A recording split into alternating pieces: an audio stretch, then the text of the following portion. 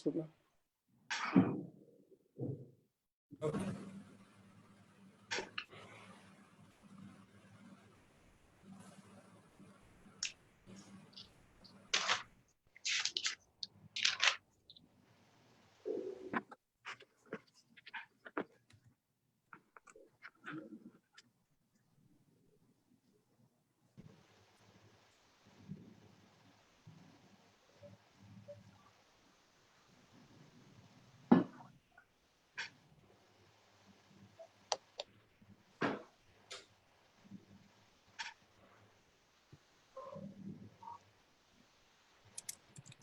Good morning. Good morning from USA and Canada, and good evening to good morning, good afternoon, good evening, wherever you are, because we have people registered from North America, from Europe. We even have few participants from Africa, and of course, South Asia with lots of interest. And it's my pleasure. I'm Suman Timsina. It's my pleasure to be a host for today. And I'm representing International Development Institute. And I'm here to introduce host organization and moderators for today. And they will, they are a lot more knowledgeable on subject matter than I am, and they will be doing 60 minutes interaction altogether. And first, the panelists will speak for a few minutes. And we have received many questions when you were registering, so they will entertain those questions with panelists. And if time permits, we will take few questions live as well. And this event is being telecasted, broadcasted live on Facebook pages of host organization, International Development Institute, and IMPRI. So let me just go ahead and introduce both organizations first. So International Development Institute is a Washington DC-based leading training and capacity building institution. And we work with private and public sectors in all the continents. And 4 core areas that we work is on learning and development, policy formation and advocacy, research and consultancy, and institutional partnership, with our presence in Nepal, in India, Bangladesh, and Nigeria, Kenya, Rwanda, and United States. And our partner organization is New Delhi-based Impact and Policy Research Institute, IMPRI. It specializes on policy research, impact assessments, and monitoring and evaluation. Their subject verticals are in comprehensive areas of economic development, governance, and the environment. Its core strength relies on network of diverse and credible research professionals from different field of study and practices. And with this difficult time the entire world is facing with COVID, I just wanted to make sure that we are all safe and we are using every single precaution that and following the guidelines of whichever country we are in. And and it's a very difficult time, and there is not much we can probably do other than just trying to stay safe. And with those notes, I'm just going to go over some housekeeping. So some housekeeping rules are the speakers are going to keep their microphone mute so that there's no background noise when the other panelists are speaking. And I have my colleagues in the background, Arjun, Parashu, and Roshan. Thanks for helping us in all these efforts. And I'm going to introduce our our moderators, and then moderators will come, and I'm going to disappear for a few minutes, and they will take, and you are in safe hands with them after that. And first moderator I'll introduce is Dr. Ambika Adhikari. He has been a long-time friend with us. He lives in city of Tempe, Arizona, and is a principal planner for the city of Tempe. He's heading its long-range planning division. He's also a senior sustainability scientist and frequently faculty associate at Arizona State University. And he has earlier held position of research professor at the university. He was director of international programs at DRPA Incorporate in Toronto and Washington, D.C., providing consulting services to projects funded by the World Bank, ADB, and Canadian International Development Agency.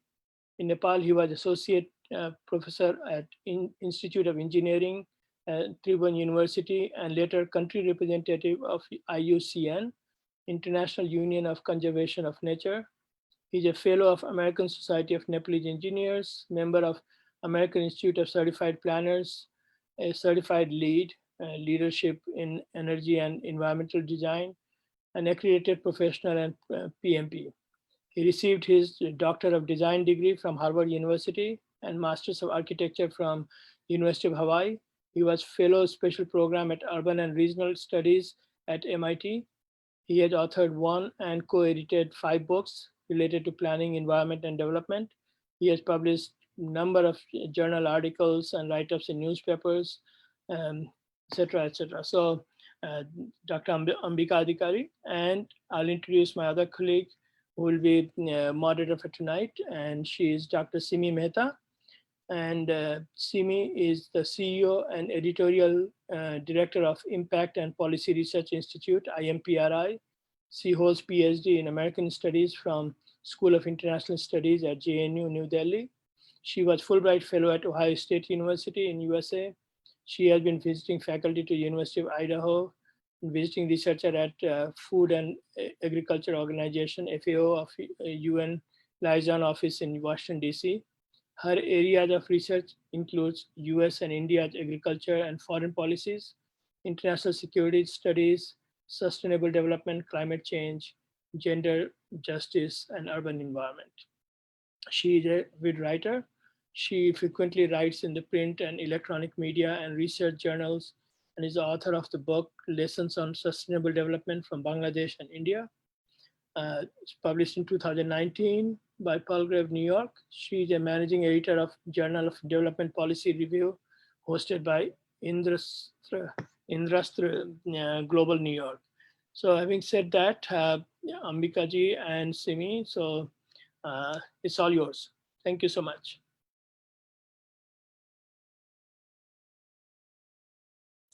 Sure. Thank you. Thank you, Suman sir. And Ambika sir, with your permission, I would begin the program.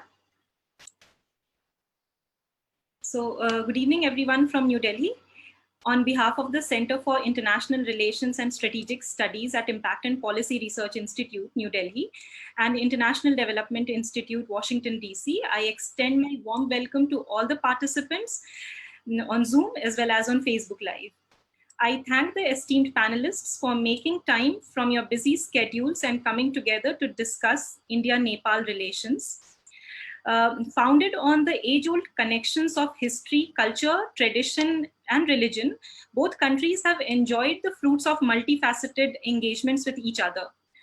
Diplomatic ties between the two countries was cemented on 17th of June, 1947, with a commitment to the principles of peaceful coexistence, sovereign equality, and an understanding of each other's aspirations. High-level state visits from both sides have been an icing on the cake, and this has strengthened the vibrant bilateral relations. Amidst all this, there was a sudden jolt to the bonhomie after India's defense minister virtually inaugurated a new 80-kilometer long road in the Himalayas at the Lipulekh Pass with Dharchula in the state of Uttarakhand. This was protested by the government of Kharga Prasad Sharma Oli, as it contended that the road crosses the Nepalese territory and accused India of changing the status quo without diplomatic consultations. Very soon, the Oli government responded by making a constitutional amendment to the administrative and political map of the country, showing that the Limpiadhura, Lipulekh, and Kalapani as part of its territory. This generated strong protests from the Indian state. In this situation, the strategic importance of the region cannot be underrated. This new road is perhaps the quickest and the shortest route from New Delhi to the Tibetan Plateau. It is an important trade route and a passage for thousands of pilgrims to visit the holy Mount Kailash. Therefore, there is no doubt that it is in the best interests of both the countries to settle the border disputes and display pragmatism in their bilateral relations. To provide an in-depth perspective on the border dispute, we have with us an expert panel from India and Nepal. I'm delighted to introduce to you our guests from Nepal. We have with us Honorable Member of Parliament, Dr. Minendra Rijal from Nepal, who is a member of the Central Working Committee of the Nepal Congress Party. He has previously served as a Minister for Information and Communications and as a Minister for Constituent Assembly, Parliamentary Affairs and Culture. Dr. Rijal is also one of the architects of the mixed electoral system adopted by Nepal to ensure greater social and gender diversity in the Constituent Assembly. He is also currently a shadow finance minister, member of Parliament of Nepal since the year 2006. Honorable Dr. Rijal is also a member of the special committee to oversee supervision, integration, and rehabilitation from former Maoist combatants. He is also a former member of the National Planning Commission of Nepal. Dr. Rijal earned his Bachelor of Science, Bachelor of Law, and Masters in Management from Tribhuvan University in Nepal. He has also earned a Masters of Management degree from SUNY at Buffalo, New York, and an MPhil and PhD in Operations Research from the Stern School of Business at New York University. Dr. Rijal has also taught at New York University for 3 years, at Kathmandu University and Tribhuvan University, and also lectured at Lancaster University in UK. Dr. Rijal has 35 years of experience in research, teaching, and consulting in the fields of quantitative analysis, optimizations, operations, management, business management, transport economics, financial analysis and planning, economic analysis, public policy formulation, and development economics. He has worked extensively with the government, universities, non-profit organizations, private sector organizations, and international institutions. Thank you very much, sir, for being with us this evening. Our next guest for tonight is Mr. Ajay Pradhan, who is joining us from Vancouver, Canada. He is a senior policy advisor in the government of Canada on comprehensive land claims treaty negotiations. In this role, his responsibility includes policy analysis and advice in the area of nation-to-nation reconciliation on comprehensive land claims of asserted territories of Indigenous people on a tripartite basis, Canada, British Columbia, and the First Nations Summit. He has managed the principles process in the British Columbia Treaty process and advised Canada's Ministry of Crown Indigenous Relations and Northern Affairs, one of the 3 principles of the treaty process, and has managed the treaty-related measures to provide contribution funding to the First Nations in treaty process to advance reconciliation. He has studied the resource economics and policy at Duke University in Canada and in USA, and he lives in Vancouver. Thank you very much, sir, for joining early in the morning from your place, and a very good evening from India. Over to you, Ambika. Yeah, thank you, Dr. Simi Mehta. Let me introduce the 2 distinguished gentlemen from India. They are so accomplished that I'm probably going to make it a little short bio because they're very well known in the community. First of all, Ambassador Sood. He's a distinguished fellow at Observer Research Foundation, ORIA, in New Delhi. He joined the Indian Foreign Service in 1976, first serving in Brussels, Dhaka, Geneva, and Islamabad in many different capacities. As a deputy chief of mission in Washington, D.C., at the ministry, he set up the Disarmament International Security Affairs Division in the Foreign Ministry in India and led it for 8 years. He had served as India's first ambassador and permanent representative to the Conference on Disarmament in Geneva, and later as ambassador to Afghanistan, Nepal, and France. After retiring in 2013, Ambassador Sood was special envoy of the Prime Minister for Disarmament and Non-Proliferation, a position he held until May 2014. Many other hats, but I think this should do for now. Major General P.K. Chakrobarty is the winner of the Silver Gun in his Young Officers course. He tenanted prestigious appointments in the Indian Army, serving also as the defense attaché to Vietnam, where he developed his interest in the Asia-Pacific region. A prolific writer and strategic thinker on security issues, his erudition renders logic and substance to his writing and explores options, often new and substantive. Major General Chakrobarty is holds a PhD from Hindustan University in Chennai and MPhil from Madras University. He's written numerous periodicals, books, and articles, and his areas of interest are strategy, firepower, defense procurement, net assessment, South and Southeast Asia, Indo-Pacific, and left-wing extremism. The officer is also associated with the projects and articles on Indian Council of Historic Research in New Delhi. So very highly accomplished two individuals from India. So Simiji, do you want to start, or you want to give me a little bit of a background and start the question? What is your Yes, I can just give a little bit of a background to the distinguished panelists. Okay.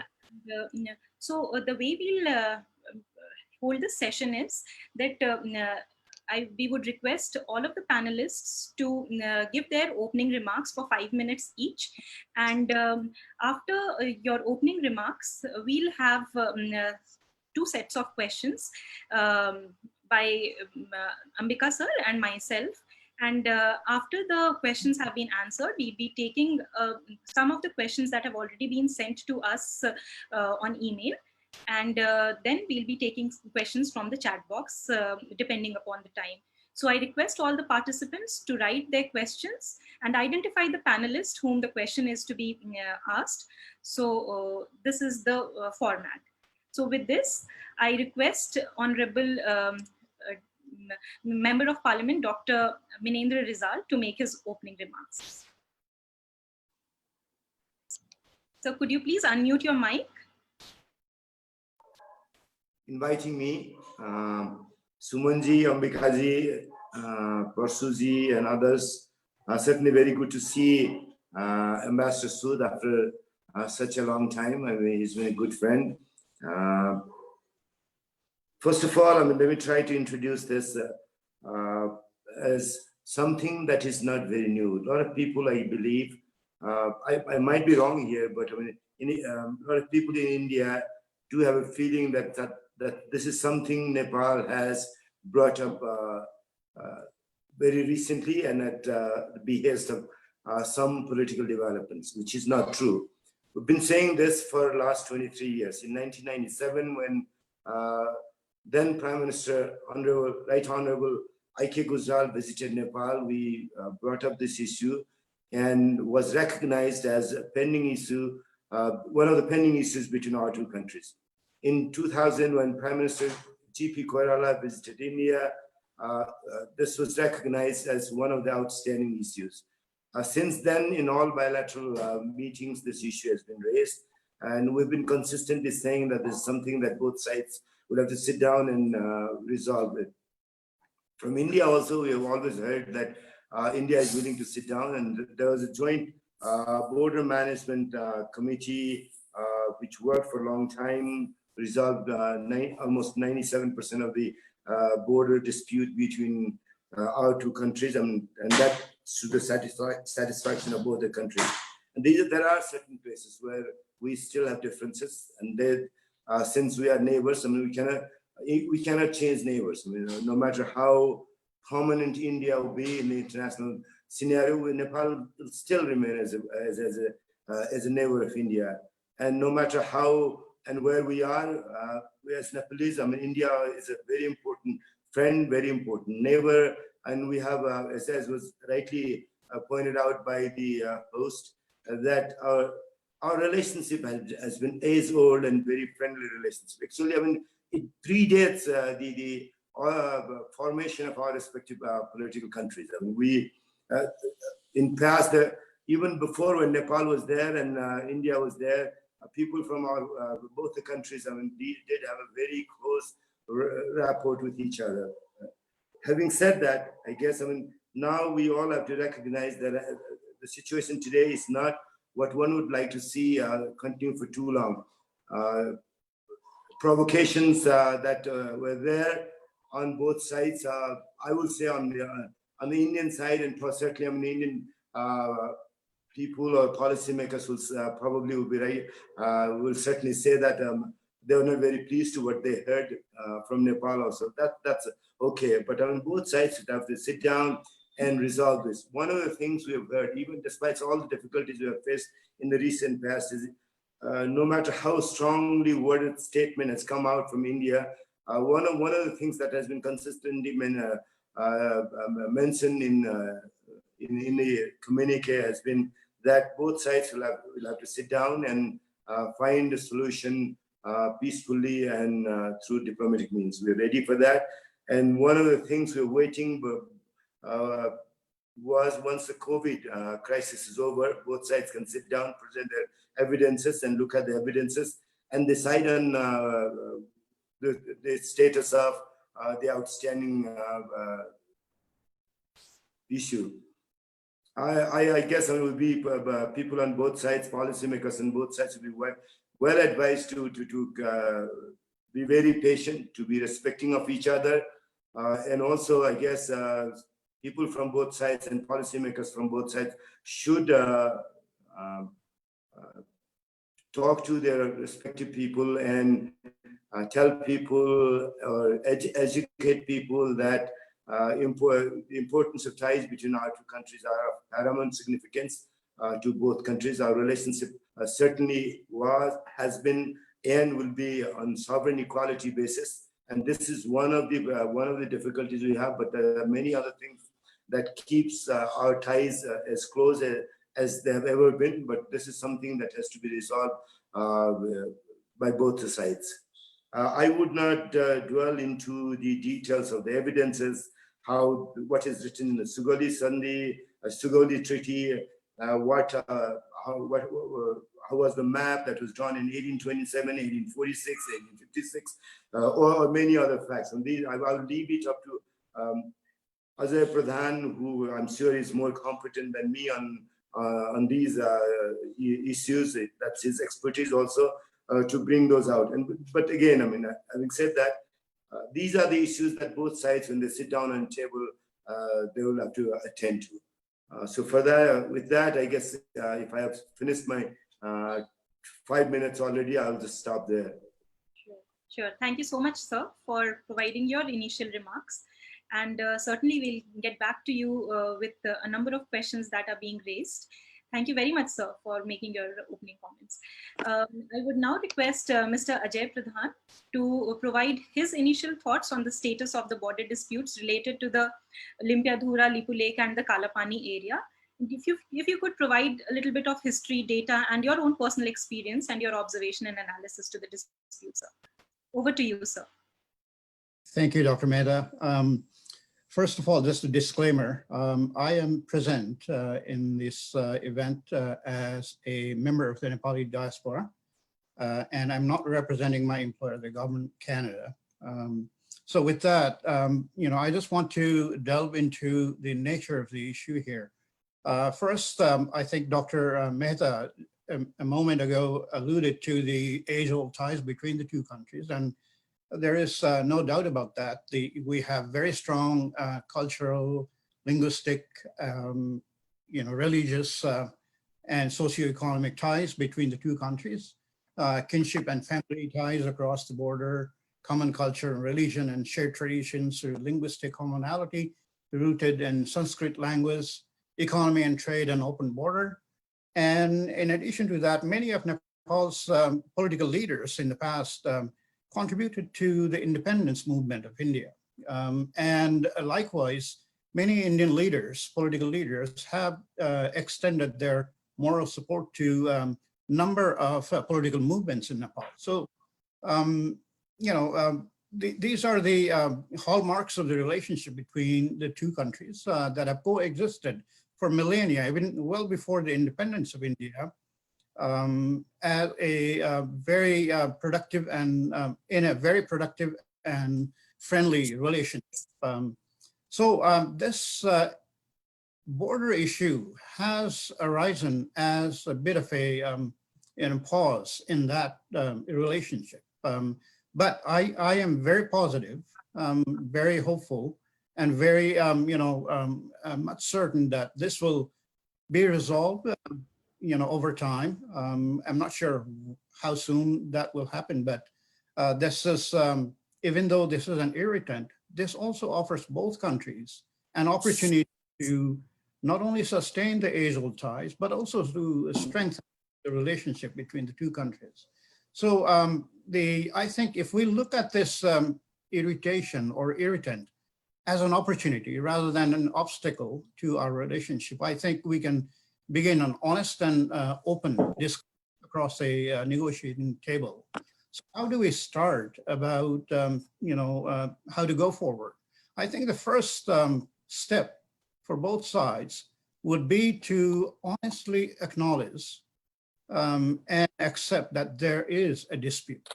Just ignoring the dispute is not going to get us anywhere. So that is the first step. And then comes the issue about the evidence sharing by both countries with each other. And each country will be doing their own strength of claim analyses, on the evidences and records submitted and shared by the counterpart. That's how I think the negotiation process will begin. And this is just a process to maintain the relationship that the two countries have. And in doing that, I think it is incumbent upon both sides to the dispute to acknowledge, not only acknowledge the dispute, but also to understand the concerns of each other. So I think, I'm not sure what the motivations are about the, with India about the construction of the road and that sort of thing. But I suspect that Nepal government has to be receptive to the concerns of India. And in my own judgment, I see three key motivations or three key concerns that India has. One is the strategic security. The second is the cultural and religious pilgrimage to Kailash Mansarovar. And third, not the last one, but the trade and transit to broader China and Tibet through Lipulekh Pass. With the negotiated, negotiation process, I think the two parties can come to a negotiated resolution and settlement, which is much more preferable to a court settlement. I don't think court settlement is the way to go. Negotiated settlement across the table and through diplomatic channels, not through public media and Twitter, but through diplomatic channels and face-to-face across a table, negotiation table, should be the way to go. I'll stop there. Great, thank you. Ambika sir, over to you. Could you unmute your mic?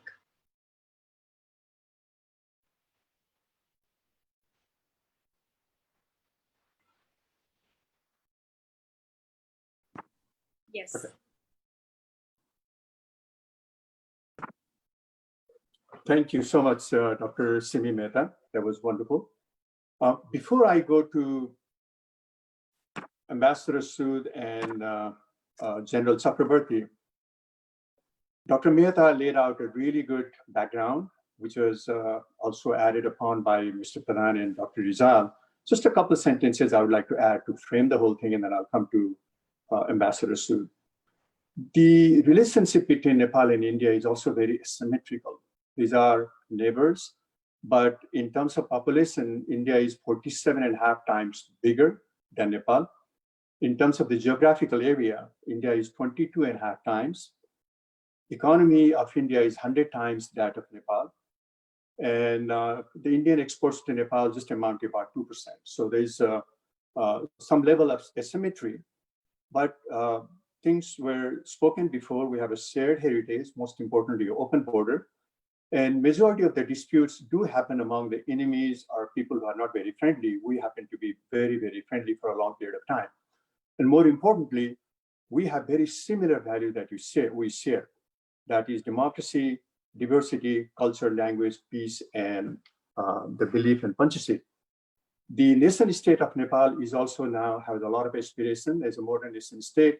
It wants to be treated with respect, dignity, and equality while understanding the reality. With all of that thing given, Ambassador Sood Just the way that Dr. Rijal and Mr. Pradhan gave a little bit of the beginning outlook, if you can provide us a brief analysis from your perspective.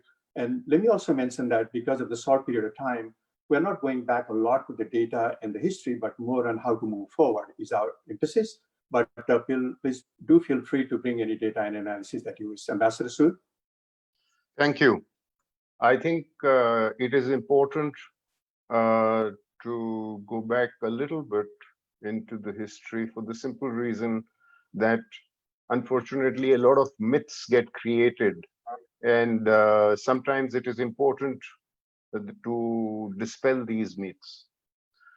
As everybody knows, India became independent in 1947, and we inherited the boundary that had been drawn up between the East India Company and Nepal. So, and that boundary was essentially drawn up by the Treaty of Sigoli. Before India became independent, there were already maps of British India, and there were maps of Nepal. And none of these maps include the territory that has been questioned. After 1947, as Dr. Rijal also told us, it was in 1996-97 that the matter was raised for the first time. And obviously India said, yeah, sure, let's sit down and talk about it. When I was ambassador in Nepal, and I remember my time there with great affection, I have had occasion to talk about this. And the subject that was often talked about was the issue of Kala Pani. Now, Kala Pani, as you know, is a very small piece of territory. And the issue was that India had a military and sometimes the ITBP paramilitary force camped there. And at no point in time was the issue of Lipu Lake or Limpia Dura brought up at all during these talks. So, be that as it may, I mean, I have maintained and I have stated this publicly on more than one forum, including in an interview with the well-known Nepali journalist Kanak Dixit, that I do think that India should have engaged in a dialogue with Nepal when Nepal was officially asking us to discuss this matter. And I think that because we were somewhat tardy in doing so, I guess Nepal was a little upset. But having been a diplomat and having seen how governments work, we also know that we had certain changes in our ambassador. We had a change of foreign secretary, and these things also tend to, then what happens is that you end up looking at the urgent and not the important. However, I do think that neighbors should be looked at as both urgent and important. And that is something that I do maintain. So we should have taken it up. Now, having said that, I still don't see why the inauguration became such a major issue, for the simple reason that the road had been under construction for more than 10 years. At no point in time during these 10 years had Nepal protested about the alignment of the road. Dr. Rijal is a politician, and I'm sure he will agree with me that politicians love to inaugurate projects. And so it is quite natural on the part of the defense minister to have wanted to inaugurate this road, particularly as this was a road that is used by pilgrims going to Kailash Mansarovar, and the pilgrimage season normally begins around this time. So I guess he wanted to sort of appeal to a certain popular base, and that was understandable. Why that should have suddenly triggered a desire to not just to amend the map, but then to further solidify it in terms of through a constitutional amendment, I fail to understand the motivation of that. I mean, I do not want to get into the issue of Nepal's domestic politics here, but we do know that Prime Minister Oli has been having a certain amount of problems. And in fact, he took this as a political lifeline. But now the way I look at it is that official level talks are pointless, because no official, no foreign secretary, whether the foreign secretary of Nepal or the foreign secretary of India, can actually sit down and have the mandate to change the maps. So I think we will have to wait and see for some political guidance, because now parliaments have adopted constitutional amendments, and maps have been changed.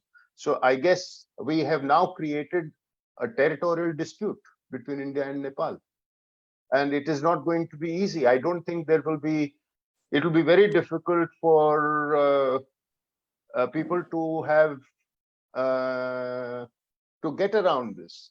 And I think this will certainly be remembered as Prime Minister Oli's lasting legacy, to have created an insurmountable problem in India-Nepal relations. Thank you. Thank you so much, Ambassador Sood. I'm going to ask the same question to Major General Chakrobarty. And if you could be brief, maybe within 3 to 5 minutes, because we'll come back to some of those issues later on. Just give you a viewpoint as a background. Major General Chakrobarty. Thank you, Dr. Adhikari and Dr. Simi. And I'm grateful to all the panelists, because I have had a good chance of hearing to everybody's views, and I can therefore give my views. A little bit about myself. Being from the Indian Army, the first unit I landed had people from Nepal. So my relationship with Nepal is beyond borders and beyond all these issues. And when I visit Nepal, when I go to Pokhara, I feel I'm back into my own unit. People are receiving pensions, and the relationship for the Nepalese to me meant giving life and death. So all these issues which you are bringing out, well, I'll put them into correct perspective. Firstly, dealing with borders is nothing new for India. Firstly, I must say we are settled with Bangladesh, such a major issue without making any things. You have brought up a problem which, as Ambassador Sood correctly said, none of us knew. We knew of Kalapani. The road was being made by the border roads, and it's 80 kilometers road. And all of a sudden, the defense minister goes and inaugurates, and a big issue is made. The issues, and at the same time, please understand what is the overall issue in the world. We have got COVID going on. We have got a serious issue with China going on. And definitely, you will say, well, it's something which the president has signed, the constitution amendment. But as a military man, I also understand Nepal a bit too well. After all, we are paying almost more than $1 billion of pension every year. And as you brought out all the statistics, one statistics which I want to bring out, Nepal is about 2.81 crores or so. That is the exact location I received right now. And we have got 130 crores. So we are 65 times your population. And we have a heart which is very big. There are 7 million Nepalese. And the best part I want to share with you, I must say this, while you can come and build a house here, you can have a marriage, I can't do that in Nepal.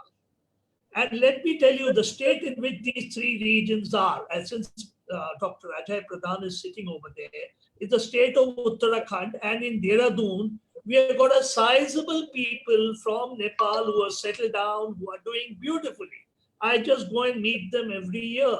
So therefore, these two areas have definitely come like a bolt from the blue, as Ambassador Sood. I mean, I won't even report Lipule and Lipumitra. Definitely, I one night know. Kalapani certainly was an issue which was raised, and definitely. But the point is, now you have taken it to such a level. Well, as an army man, nothing surprises me, because we deal with Pakistan, we deal with China. I've written about the entire China border and how exactly two prime ministers, Jawaharlal Nehru and Zhou Enlai, and our diplomats struggled for so many years, and we are still struggling. So don't worry. As far as we are concerned, Nepal is not certainly China. Nepal is not Pakistan. Nepal is too close to us. It's a relation of blood. Your people lay down their lives for me. So it's more than what you're talking of a map. Maps are something an army man deals every day. They will get resolved. Yes, now how you resolve it? As would you like to go to the courts? Would you we require definitely political guidance, and the political guidance as we are looking at it, Prime Minister Oli definitely did the issue in a very quick things. There are so many things being raised which I don't want to bring up for obvious reasons. I would like to put at the military level. Please understand that the Chief of Army Staff of Nepal is also a general of the Indian Army.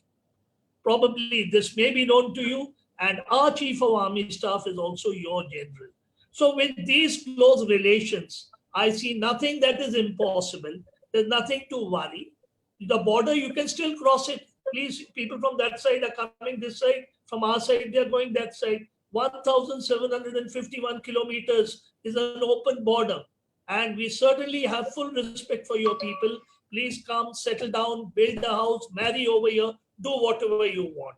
Why are you so worried that in such a short time your president signs an amendment? At least speak to them. As I said, there are diplomats like Ambassador Sood, the ambassador is there. Speak to them. We have a defense attaché. Probably the biggest defense mission is in Kathmandu. So I would like that the whole issue be seen in correct perspective and see the closeness that we have, and then look at it not as something which is insurmountable, but definitely look at it as something now, how do we find a solution? And I think the stakes are in Nepal. India can do very little unless you think about it in a different way. If you now include 4 more places, all that we have to say is, okay, please add this to the dispute. Thank you so much, Major General Chakrobarty, for your very passionate remark. Now, Dr. Simi and myself will alternate and ask some questions on how to go forward. I yield to Dr. Simi Mehta for now. Thank you, sir. And thank you all the esteemed panelists. My set of questions is directed to Dr. Rijal and Mr. Pradhan. It's perhaps you could combine these set of questions with responses that you would like to make to your to the Indian panelists. This is the question is the fact that India's relationship with Nepal goes beyond the current map dispute to a much larger set of ties. What do you think are the ways towards potential resolution of the issues? And how should the government of India and Nepal approach this topic, given the importance of the long history of friendly relations, especially the people-to-people ties? What are some of the emotional and strategic issues that are related to the area subject to the border dispute? And it also appears very clearly that both sides in the dispute feel that the other side has acted to trigger the escalation of the dispute. What are your thoughts on that? And what kind of initiatives both the countries should take to improve the current environment for fruitful negotiations? I would request Dr. Rijal to go first. Yes. Let me just try to clarify a few things first. Yes. Nepal, back in 1961, Nepal census included people living in that area. 1959, during 1959 election to the general election to the parliament, people from this area did participate in the election, voted, and until 1961, people in this area were paying regular land tax, and we have evidences of that. And we have maps which were published in 1827, 1846, 1856. But the thing is, I'm not going to go into details of that. What I'm saying is we're ready to sit down and talk about it, present our evidence. We'll be willing to sit down and look at the evidences India has to present. We are not asking for an inch of land that belongs to India. We very strongly feel, we feel that our evidence is pretty strong. And then what we're saying is we'll present our evidence, we'll sit down and talk, and then resolve this. I guess that could be done when both sides will agree to sit down. That has not happened. During the initial phase of COVID crisis, the letter we received from India was, once both countries and societies are done dealing with the COVID crisis, we can sit down and resolve it through diplomatic means. We're waiting for that. As was rightly pointed out, virtual inauguration was done. And after the virtual inauguration was done, the remarks from Chief of Indian Army came, which suggested that Nepal is doing this at the prompting of another neighbor, which is very unfortunate. Some of the comments I'm seeing online also, a lot of people are thinking, I mean, why has China been brought into it? Why has Pakistan been brought into it? We have not brought it. I guess Indian media is fond of talking about China. Indian media is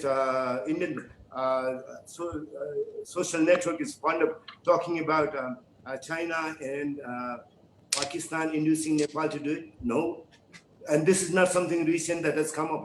As I pointed out earlier, also this has been there for 27 years. And then this Ambassador Sood was right when he pointed out that we should have long before sat down and looked at the evidences and tried to resolve it.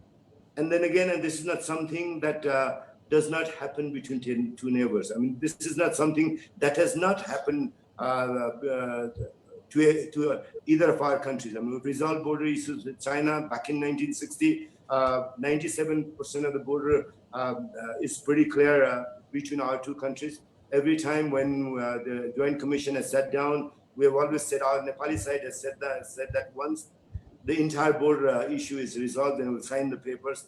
At times we have heard from the Indian side that, I mean, whatever has been resolved, let's sign it and then work on the rest and resolve it. That's Indian position.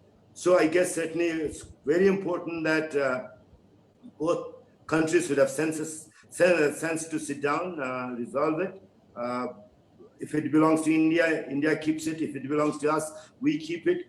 But as far as constitutional amendment and all these issues are concerned, why should this be seen as something that has created more tension than it should have been? I mean, this is our position, and our evidences suggest that we strongly believe that this is our land, and we feel very rightful to put that in the emblem. We feel very rightful to put that in our map. This probably would not have been such had India not published a map which includes these part as an integral part of India. And that certainly prompted us, and I think was rightful for us to do what we did to present Nepal as we see Nepalese geographically. Thank you, sir, for providing your answers. I would request Mr. Ajay Pradhan to respond. Thank you. Let me just, speak to something Ambassador Sood mentioned about the inheritance of the maps by independent India after 1947. If I could just be impertinent to mention that, starting from 1816, when the Treaty of Sugauli was ratified, East India Company had prepared a series of maps starting from well before actually 1816 Sugauli Treaty, but I will just start from 1816. So there was on January 2nd, 1816, East India Company brought out a map that showed the Kali River starting from the headwaters in Limpiadhura, not in Lipu Lake and Kalapani area. Again, 1819, a map was prepared by Captain Whips of East India Company, showing the same thing as before. 1827, prepared by James Harbour, a hydrogeographer of East India Company, showing the same thing. 1835 map published by East India Company in London. 1837 by J.B. Tassin of East India Company, published in Persian actually. And then 1846, a map showing the headwaters of Kali River in Limpiadhura. 1846 map by William Allen. 1850 map, map by Deputy Surveyor General of India, and 1856 map, the last one that showed the Kali River starting from Limpiadhura, was published in 1856 by the Surveyor General of India. Now, after that, I recognized that the map was altered by India, but we have to recognize that alteration was not on a bilateral basis. It was unilateral, and it was never consulted. Nepal was never consulted, as far as I know, about the alteration of those, the leveling of the rivers from Limpiadhura to Lipu Lake. So that is one thing I think, yeah, India did inherited the maps, that were prepared after 1856. But both countries, India as well as Nepal, still have Treaty of Sugauli as the basis of the border issue on the west side of Nepal, and that treaty is not dead. And the section Article 5 of the treaty, which is still alive, clearly says that the Kali River is the boundary of Nepal. The dispute is not about whether or not Kali is the boundary. The dispute is which river in that area is the Kali River. If you look at all the series of maps that I mentioned just now listed, up until 1856, every single map showed the main stem upstream of Gunji, the village of Gunji, starting in the headwaters of Limpiadhura, is the Kali River. So based on that, Nepal does have a point, I believe. Now, I understand that India's position is different, and I'm not saying that India is wrong, but I believe it is wrong because it is a matter of, it is not a political matter. It's how rivers are determined as to whether or not they are the main rivers and tributaries. They're determined technically by hydrogeographers, watershed hydrologists, river morphologists, and that sort of thing. I think the negotiation will have to create some room for that technical, study in the area that, both sides, experts from both sides, or maybe independent experts should be given an opportunity to, speak to that issue. The other thing about the, amendment to Nepal's constitution incorporating the new map, I do not think I necessarily agree with, what has been said before. The alteration to the map is a course correction. If anything, it is a course correction by Nepal, because up until now, the historical maps didn't show the area that is under dispute as part of, the maps that I remember, reading in school curriculums and things like that.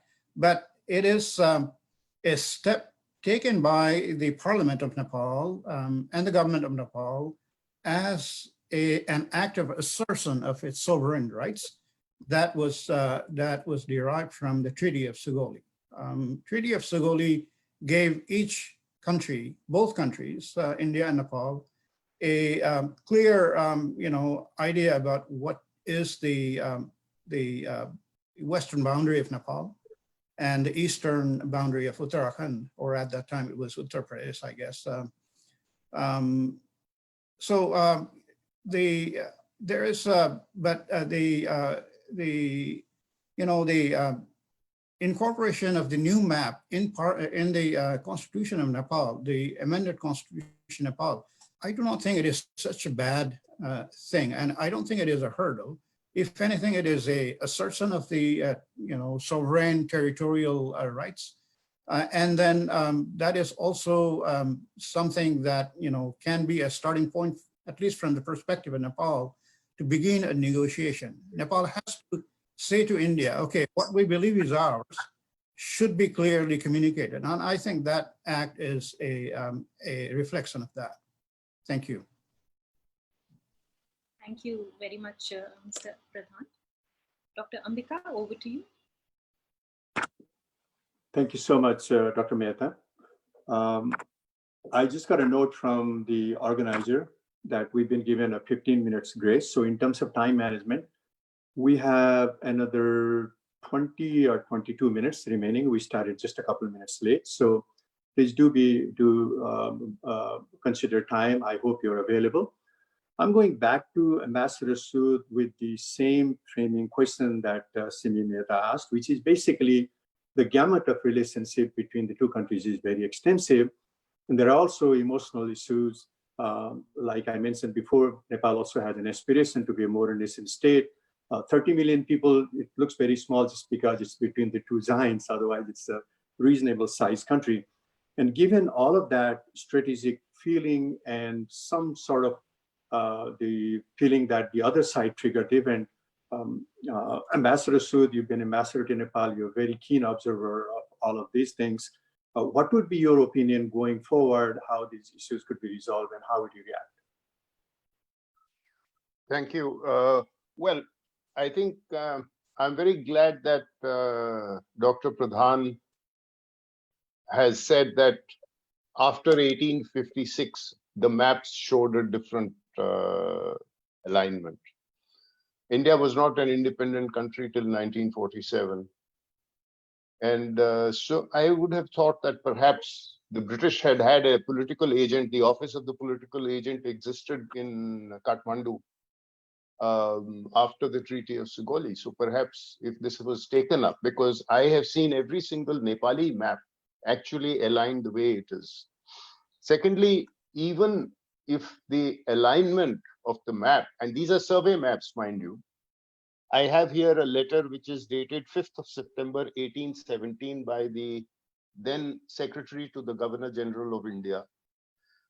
And he is writing on, mind you, this is 5th of September 1817.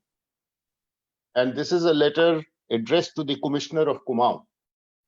And he says the Governor General approves your having declined to transfer to Chautra Bumsa, the two villages of Kunti and Nabi in Pargana Byansi, without the specific orders of the government on the grounds of their being situated to the west of the stream, ordinarily recognized as the principal branch in that quarter.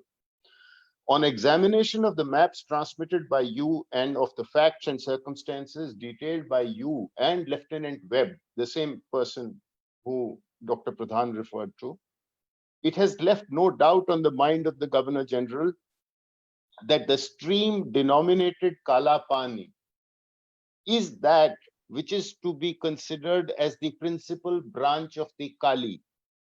And as such, it is to be held the boundary between the possession of the two states as a question of equity and just construction of the treaty. He goes on to further say, you are authorized to pay Bumsa Sonat rupees 140.13 on account of the revenues of the villages of Tinkar and Chonguru. I mean, this is 1817.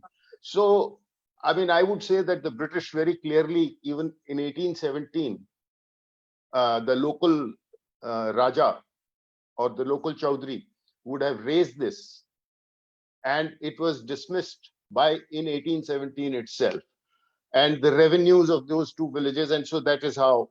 So I frankly think that it is a little bit difficult. I mean, Nepal as a sovereign state should have taken it up with the office, with the political agent of Britain who was posted in Kathmandu from time to time. And so therefore, it's a little bit difficult now to take this up at this stage. Yes, we agreed to talk about it. And as I said right at the outset, I think we should have dealt with it more seriously. But then, you know, I can tell you about a number of issues from the 1990s. We've had the successive prime ministers of Nepal have raised the issue of the 1950 treaty. We have always agreed to talk about it. And I can tell you that when I was there, and every time there would be the foreign secretary level talks or the foreign minister was coming, and I would go to the foreign ministry to discuss the agenda for the talks. And I would say, well, should we take this up? And I would invariably be told, no, we don't want to take it up. We'll wait. We haven't done we need to do some more preparatory work for us. And it had never been taken up. But what this example shows is that you can't let differences spend indefinitely, because then differences become disputes. That is one. Secondly, I would like to submit that civil servants do not have the mandate. I mean, I heard what Dr. Pradhan said about, and Dr. Rijal also said, that why should the fact that there is a constitutional amendment, why should that make a difference? I'm afraid it makes a hell of a lot of difference, because I do not think that, even forget a Nepali foreign secretary, even the Nepali prime minister will have to get a mandate from the parliament to be able to discuss something, unless, of course, the purpose is only to say that, okay, this is it, take it or leave it. If that is the case, then obviously then there is no room for talks. And so that is why I think that the amendment, passing of a constitutional amendment, is something which, as I said at the outset, it will be remembered as Prime Minister Oli's lasting legacy for having created an insurmountable obstacle in the bilateral relationship. It will take a very, very brave Prime Minister to be able to discuss, somebody who knows that, because whatever be the outcome of the discussions, it will require another constitutional amendment in Nepal. Isn't it? That would be, I mean, I would think that that is absolutely essential then. Finally, I mean, I think that, again, it is, therefore, I frankly, I don't see how we can get around it in the near term and through talks. I mean, at most, what we can try and do is, perhaps when the prime ministers meet at some political level, they will have to find a way out to see as to what is going to be the way to resolve it. But it certainly cannot be foreign secretary level talks, because I don't think civil servants have the mandate to overturn, or even to discuss, or even to negotiate on a constitutional amendment. Thank you. Thank you so much, Ambassador Sood. So given the limited time, we've also been getting a lot of questions from the chat box.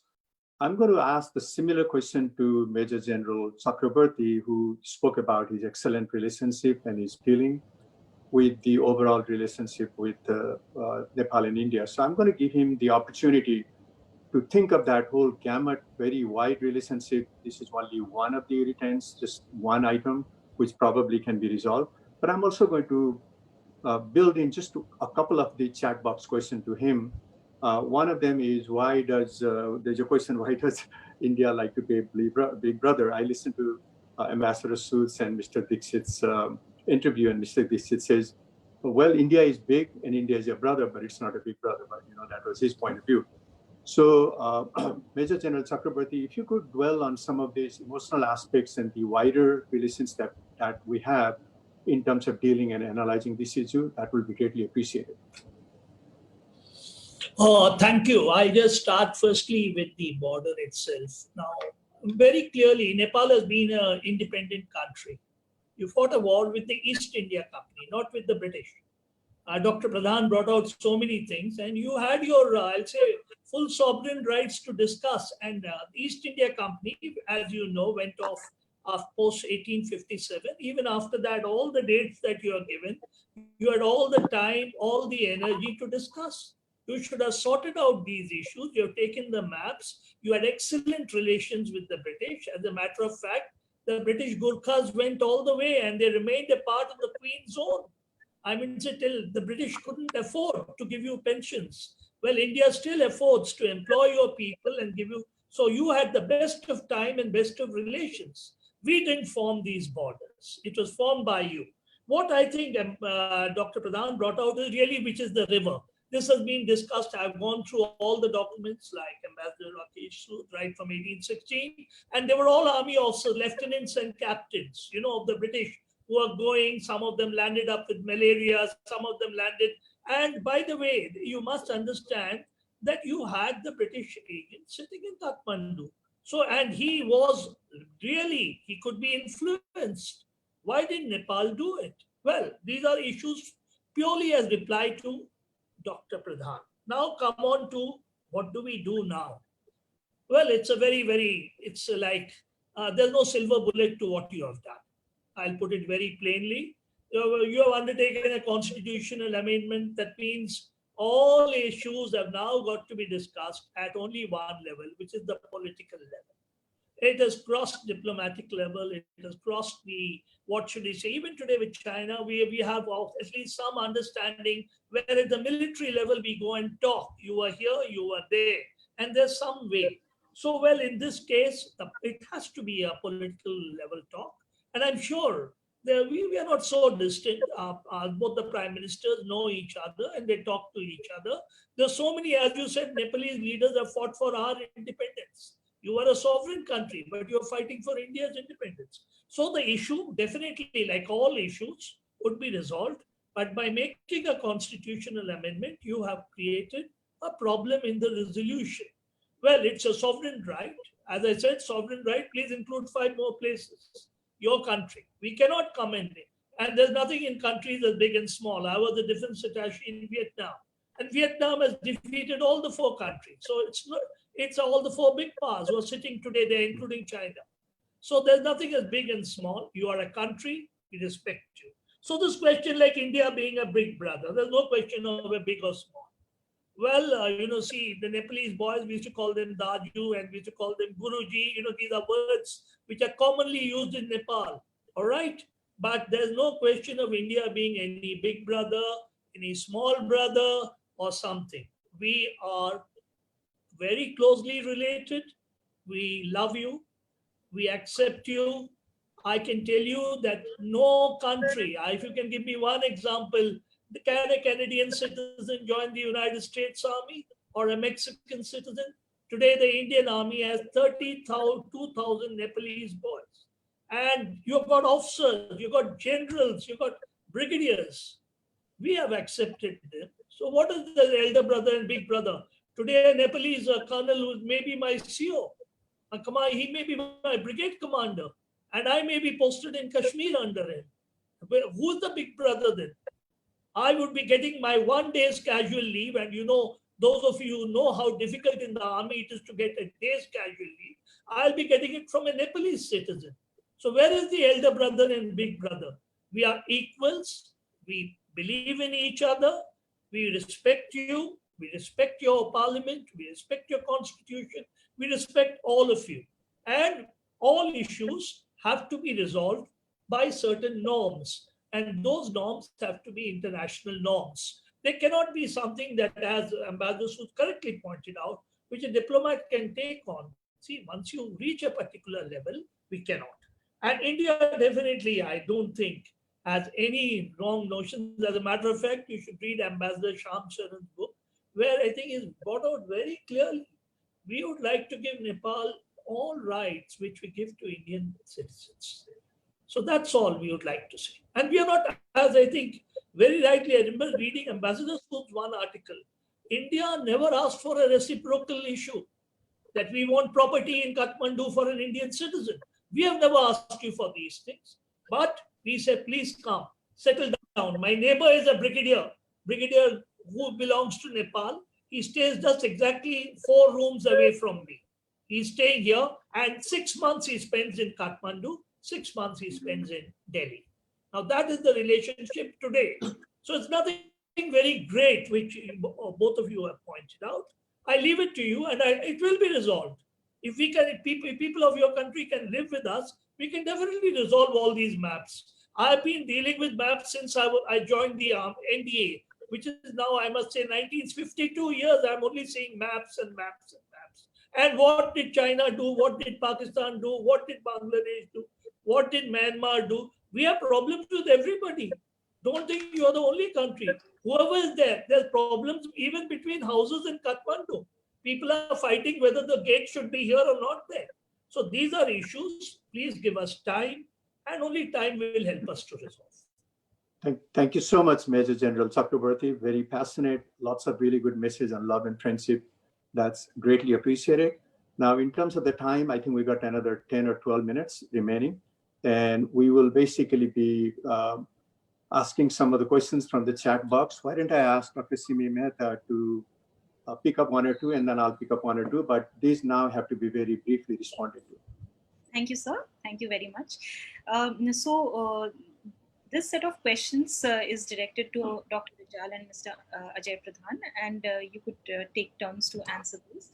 So the question is from the fact that Nepal is a landlocked country, and how would import bulk commodities without using the Indian territory in the event of a further deepening of the border? How can the inflammatory and aggressive coverage by some media outlets on both sides be discouraged? And what kind of a time frame do you think would be necessary for a cooling down of the protests and misgivings so that a reasonable and friendly environment for a dignified discussion framework emerges? And also there is a lot of curiosity as to how has what do you have to say about the move as being a sudden awakening on the map adjustment process? So over to you, Dr. Rijal.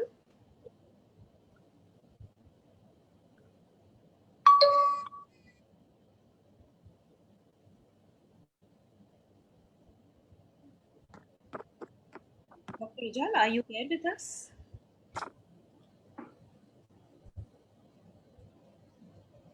Okay, I think he's having some. We can start with Mr. Pradhan and then come back to Dr. Rijal. Mr. Pradhan, please respond. Thank you, Dr. Mehta. I will just mention what General Chakrobarty said, which really touched my heart. I actually was born in India, and I have great love for India and Indian people. Although I never became an Indian citizen, but I feel very close to India in every respect. I have traveled all across India, met many Indian people in my life, and have formed a really long-lasting friendship with a lot of Indian friends in Nepal and here in Canada as well. And when I was in the US, many friends there as well. So wherever I go, I mean, India is never too far from my heart. So, you know, what General Chakrobarty said, there is no big brother, small brother relationship. And I really thank him for that statement because even though there is asymmetrical power relationship between the two countries are equal in terms of sovereignty. And this is something that I, in my own day job here in Canada, you know, always fall back on. I work as an advisor in the area of treaty negotiations with First Nations in Canada. And, you know, First Nations are small communities. And there is a great asymmetrical relationship between the country of Canada and the First Nations. But the negotiations, when begin, Canada never considers the negotiating parties as small or, you know, small brother or something like this. So thank you, General Chakrobarty, about that statement. I really appreciate that. Now, in terms of the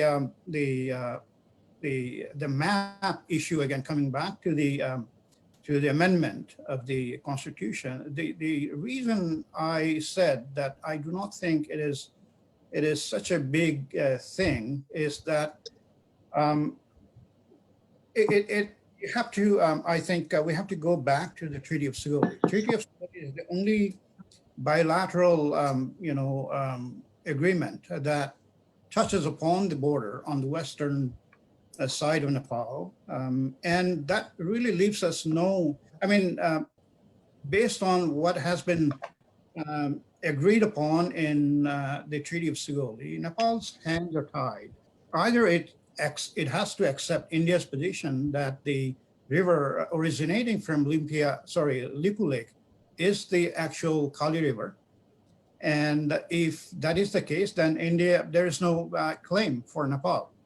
But if India agrees that, there are some evidences in the in terms of the historical records, maps starting from 1816 right up to 1869, and I acknowledge Ambassador Sood's reference to the 1817 map. Then I will speak to that in just a moment. But either Mr. Pradhan, could we be, in the interest of time, a little brief, please? That will be appreciated from everyone. Okay. Yeah. So I mean, the issue is, for Nepal, it is either agree with the one river or the other river as being Kali, and so the amendment to the constitution is basically a reflection of that. India and Nepal's position that the Kali River starting from Limpiadura is the actual Kali River. Then the other one is just a tributary, based on all the scientific and physical parameters. And we're not getting into all the scientific analysis of that thing. And this is the kind of things that I think will be discussed across the table when the negotiations start. So I'll leave it at that for now. Can you hear me now? Yes. Okay. I do not think I will have a lot of time to speak on the details of the evidence we have, but still, I guess, two things I would like to quickly point out. Back in 1815, a letter from Lord Hastings, dated June the 1st, what it says is the eastern boundary will be the Kali, which rises in the snowy mountains and pursues nearly a direct southerly course to the plains, where it assumes the name of Bogra. That's one. And second, I want to like to read when Bhutia, landlord of Kumaon, retained 3 villages of Gunji, Nabi, and Kuti, and then rulers of Nepal protested. And the letter that I would like to quote the letter, John Adams' letter, who was acting secretary at that time. He wrote a letter to Z.W. Trell, commissioner of Kumaon, to surrender those villages to the regime of Nepal, with a copy of letter to Edward Gardner, and the resident commissioner of British India in Kathmandu then. So these are the issues when we sit down and discuss. We can present our evidences. India can present its evidences. So I mean, if the land belongs to us, it should stay with us. But if it does not belong to us, we're not asking for India's land to be included in Nepal. And the reason we did the constitutional amendment is we strongly feel this is our land, and we need to get it back from India. But that's something that should be raised during negotiation. Another thing, let me quickly point out, I was trying to fathom what roti-beti relationship meant. I was not very clear, because to me, roti is not my staple. I mean, a lot of people in the plains where I come from, their staple is roti. But for me, dal bhat is a staple. To many Nepalese living in hills, mountains, and even plains of the Nepal, dal bhat is a regular staple. So, and then roti certainly is very important for you. And then I was thinking, Beti part is there. Then I was trying to find out why roti, this term comes. Then all of a sudden, when I started hearing General Chakrobarty, then I started realizing that back in history, there was a time when we fought for India. When we fought for India, maybe the perception was Gorkha mercenaries fought for Nepal, fought for India, and they are still being paid handsomely in terms of pensions until today. I guess if that's a perception, that perception has two things. I would say very strongly that if that perception is not going to change, Nepal might be a very small country, but we believe that the international relationship has to be conducted on a sovereign equality basis. I very strongly and politely would like to assert that. Second thing, which I saw in the chat box and also in the pointers that were sent to us, citizenship for Indians marrying Indian women marrying a Nepali man. Nepal is trying to amend the law so that it becomes more difficult. She has to wait for 7 years. It is not just about Indians. My daughter-in-law is a Chinese American. She has nothing to do with India. She has never even set her foot in India. But she also will have to wait for 7 years to get the citizenship. And I am very strongly opposed to that. I think, culture is very important. I very strongly support that there has to be a way for her to get the citizenship. If she wants to get the citizenship of Nepal. If she does not want, that's her choice. But tying anything Nepal does to bilateral relationship between Nepal and India, and thinking that Nepal cannot think of the best interest of Nepal, and India as an age-old friend has to think for the best interest of Nepal, that perspective has to go away. And that's creating trouble. I guess I was a little blunt, but I thought it would be good that I bring it up so that perspective on both sides would be heard pretty well. Thank you. Sure. Thank you, sir. There's just a follow-up question, if you could just be briefly able to answer it. The question was about how would Nepal import low-value bulk commodities using the Indian side of the territory in the event the border dispute deepens? Could you provide your perspective? I would not even like to think that the border dispute will deepen to that level, and then we'll see something of the sort that we saw in 2015 to what we popularly refer to as India blockading Nepal. I cannot imagine that happening. If anybody is mulling that's something that could be done, that's very unfortunate thinking. Okay. Dr. Mehta, if I may, I would want to ask a very quick question to Ambassador Sood and General Chakrobarty. And in the interest of time, we've been getting quite a few interesting questions on the chat box. One of them relates to the initial framework that I was putting in. The aspiration of the modern Nepali states are different. There's a very large diaspora, at least 1 million people of Nepali descent living in developed countries permanently. And of course, we have migrant workers, which is another 4 or 5 million people. So in the last 10, 20, 30 years, things have changed. The way that the Nepalese think are not exactly the way that maybe Mr. Pradhan and myself think. I also studied in India and Gujarat. It's like my second home. But the new generations kind of treats the world equally, and they value the Indian relationship, but they also want to assert their kind of independence and equality and justice. So from that perspective, Ambassador Sood and Major General Chakrobarty, any points of view that you have, these things like a palm of your hand? Thank you. Well, I think that the point has been made both by Dr. Pradhan and by Dr. Rijal that Nepal has to be treated and with equality and so on. And I think General Chakrabarty has also said that at no stage do we think of Nepal in any way other than as dealing with a sovereign equal nation. And if anything, we have tried to be as magnanimous or as generous.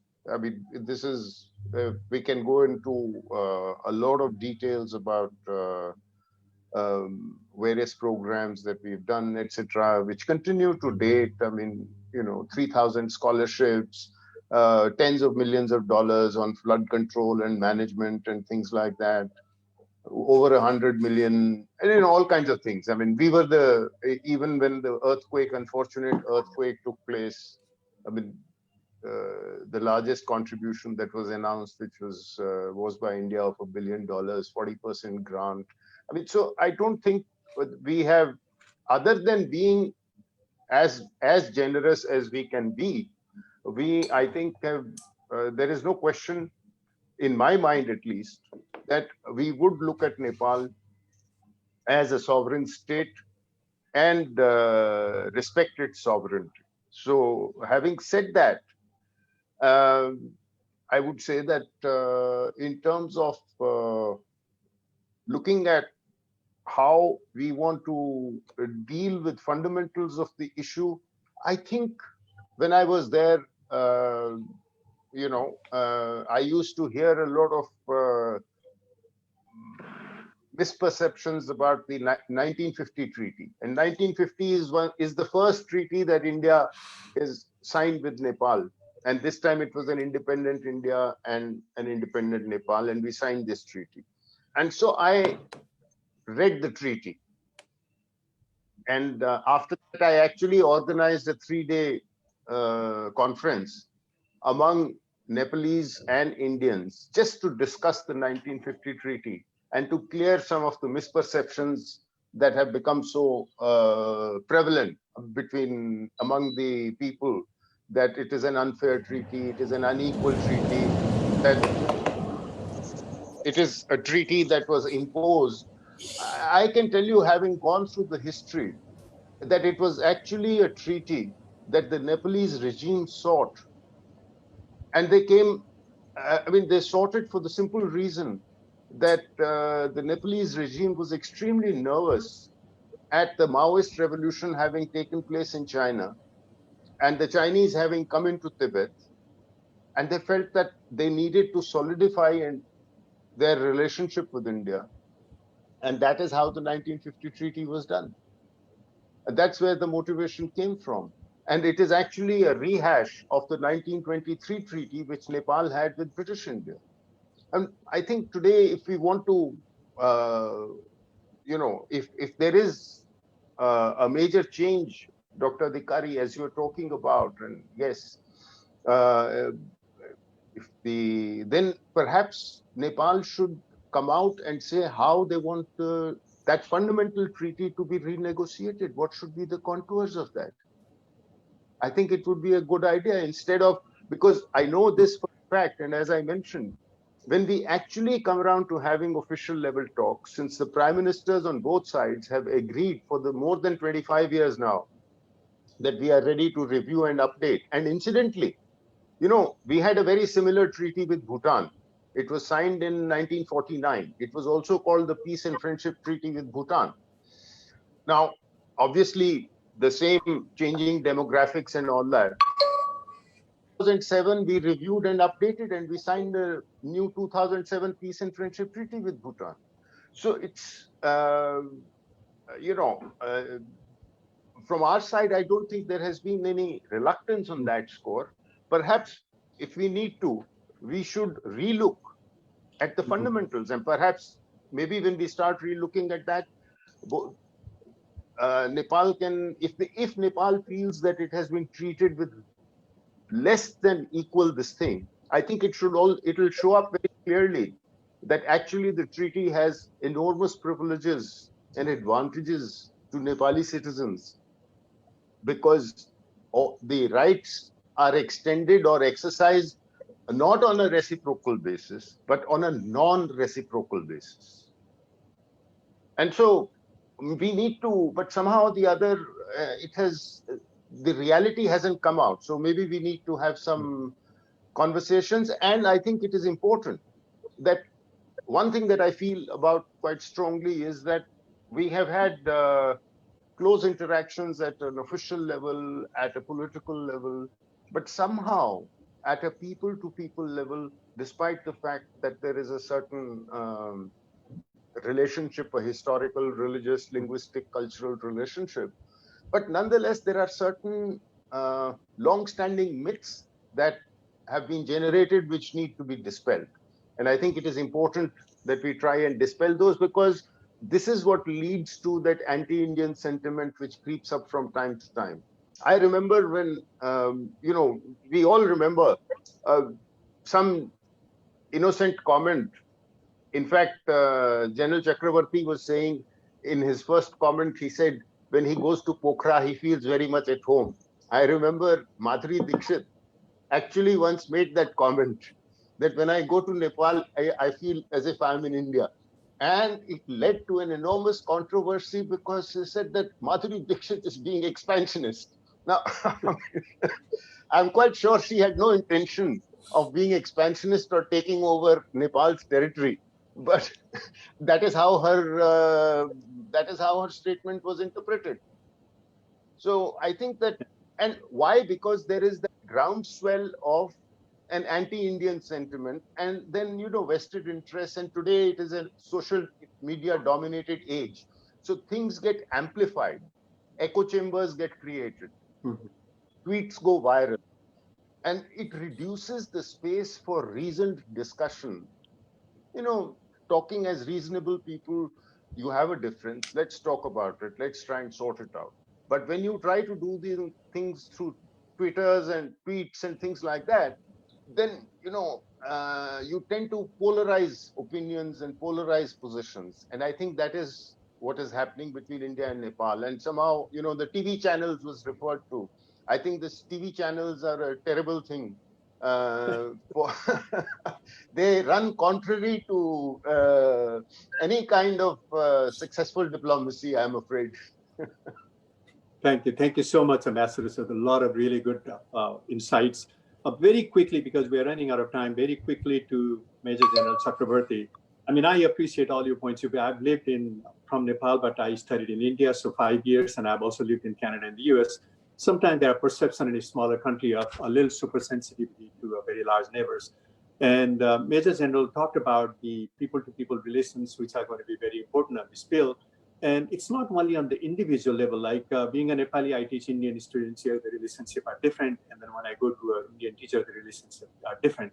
But on the state to state, sometimes maybe there's a little bit of extra sensitivity in a smaller country. So maybe that's where it is coming from, but we got to be more realistic as we also become more mature. But I would like to hear your opinion very briefly, just in a couple of minutes, on how to build that state-to-state community relationship and give a perception of the equal respect to the communities. First thing, I think I agree with Ambassador Sood that the 1950 treaty must be looked at and reviewed. And let's come out with a new treaty so that both the countries can look into all these issues which you are saying.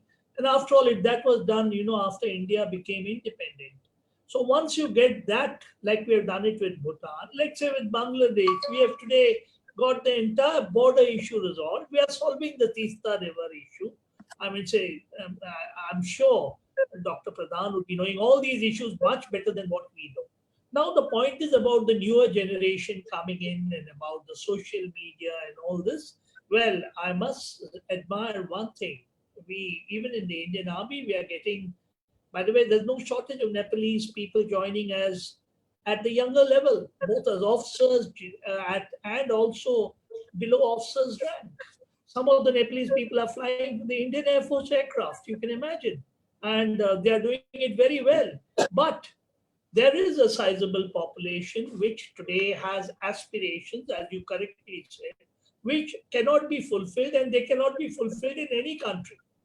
Whether it's the United States, whether it's China, whether it's India, these aspirations are not related to your and my generation. They are related to younger thoughts, and possibly, as Ambassador Sood brought it, the internet has come in such a big way that the internet has caused a revolution of all affairs in the younger generation.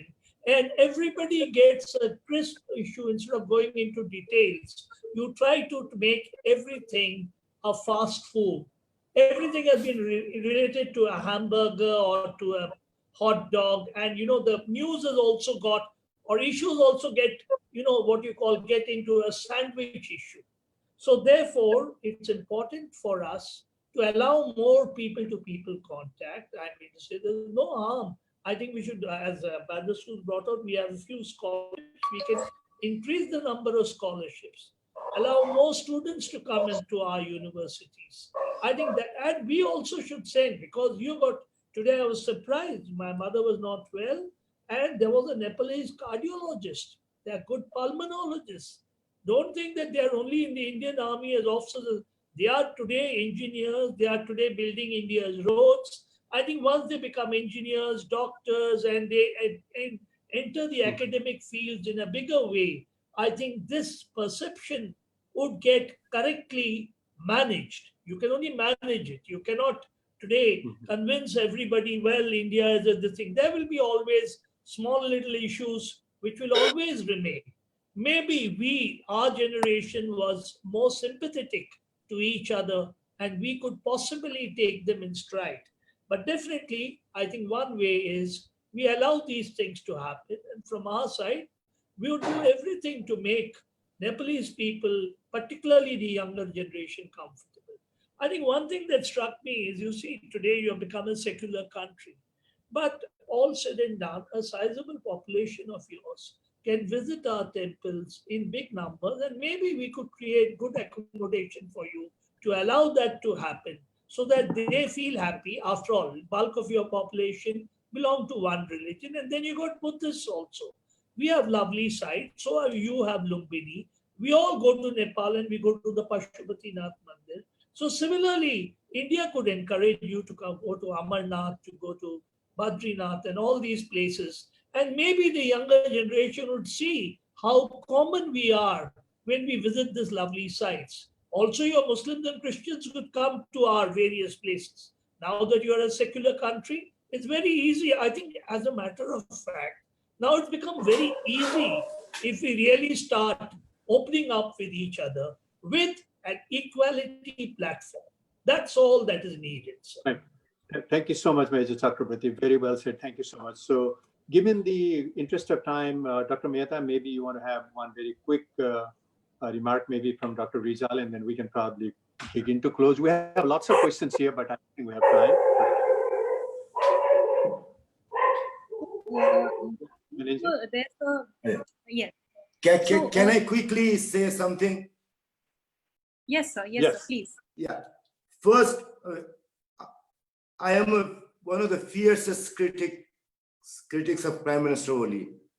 But when I hear some of the things said about him in India by Indian policymakers in some of the seminars, webinars that I've been to, I mean, I really feel bad that I do not, as a citizen of Nepal, I would not say about Prime Minister Modi what opposition leader Rahul Gandhi says about him. That's not my right. I do respect things that are domestic to India, and I would like to see that policymakers in India, when they say anything about Prime Minister Oli, they would be ill-advised to put the things the way I do. I mean, I'm a citizen of Nepal. I'm a member of opposition, and my role is different from my very beloved friends and colleagues in India when they and they should respect that parameter when they criticize Prime Minister Oli. Second, we have raised this issue, the border issue. I mean, this has to be resolved through diplomatic means. But when we say that, and the way, and when we assert that, please understand, we are not trying to undo everything that's bilateral between Nepal and India. There are many things that will stay the way they have been in the past. But having said that, we cannot just go turn our ears deaf to the border issue that's there burning, and any Nepali would consider to be very important and of paramount significance to our nationhood. Great. Thank you so much, sir, for your Thank you. final. Thank you. Thank you very much. So in the interest of time, I would hold back my comments, but what is established is that both countries should show their mutual interest in the wonderful neighborly relation, and we should sit down and discuss the border issues with the evidences and have a logical conclusion to this. So without further ado, thank you very much to everyone. And I would now request Dr. Arjun Kumar, Director of Impact and Policy Research Institute, and Mr. Parshu Nepal, Director of International Development Institute, to formally come up and give the vote of thanks. Dr. Arjun Kumar, over to you.